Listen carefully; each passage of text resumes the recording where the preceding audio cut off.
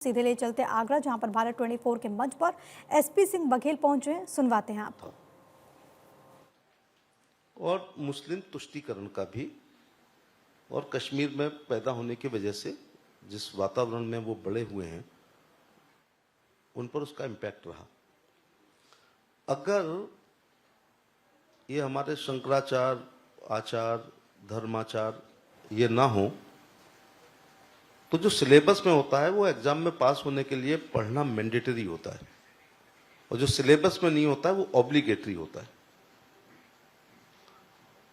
बहुत तेजी के साथ पश्चिम की सभ्यता इतनी आ गई है कि हमारे बच्चे मिक्की माउस जानते हैं, टॉम जेरी को जानते हैं, हैरी पॉटर को जानते हैं, और जब पूछा जाए कि लवकुश कौन है तो गूगल करते हैं। अगर उनसे पूछा जाए राम जी की माता जी कौशल्या थी या कैकेयी थी या सुमित्रा थी तो नहीं होता है।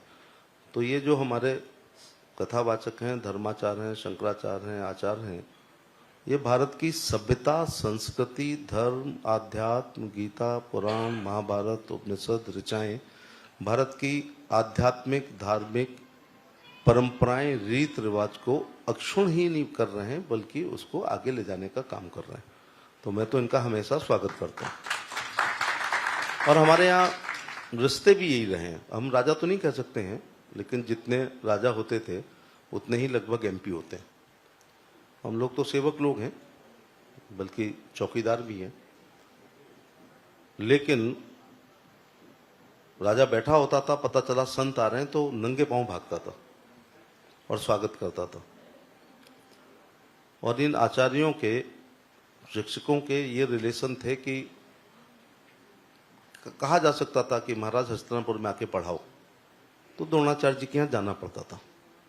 16 कलाओं के कृष्ण जी थे, लेकिन संदीपनी ऋषि से पढ़ने के लिए मथुरा से बहुत ज्यादा 500-700 किलोमीटर उज्जैनी को उनको जाना पड़ा।